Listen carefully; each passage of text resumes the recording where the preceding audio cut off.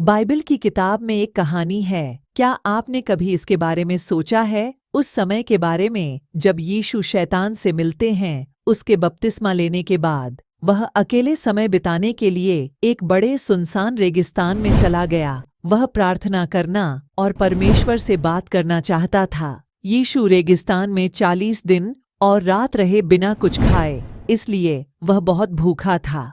जब यीशु जंगल में थे, कुछ पेचीदा घटित हुआ। शैतान, एक बुरी आत्मा जो लोगों से गलत काम कराने की कोशिश करती है, यीशु को प्रलोभित करने आया था।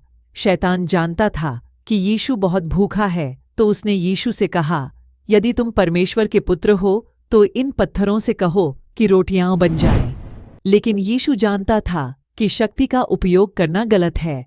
तो यीशु ने कहा, लिखा है, लोग केवल रोटी पर नहीं जीते परंतु परमेश्वर के मुख से निकलने वाले हर शब्द पर। तब शैतान यीशु को पवित्र नगर में ले गया, यरूशलेम, और उसे मंदिर के सबसे ऊंचे भाग पर खड़ा किया। शैतान ने कहा, यदि तू परमेश्वर का पुत्र है तो अपने आप को नीचे गिरा दे, क्योंकि लिखा है, वह तुम्हारे विषय में अपने स्वर्गदूतों को आदेश देगा और वे तुम्हें हाथों हाथ में उठा लेंगे ताकि तेरा पैर पत्थर से न टकराए। परंतु यीशु ने उत्तर दिया, यह भी लिखा है, अपने परमेश्वर यहोवा की परीक्षा न करो। आखिरकार शैतान यीशु को एक बहुत ऊंचे पहाड़ पर ले गया और उसे दिखाया विश्व के सभी राज्य और उनका वैभव। शैतान ने कहा, यदि तुम घुटने टेक कर मेरी आराधना करोगे तो मैं यह सब तुम्हें दे दूंगा।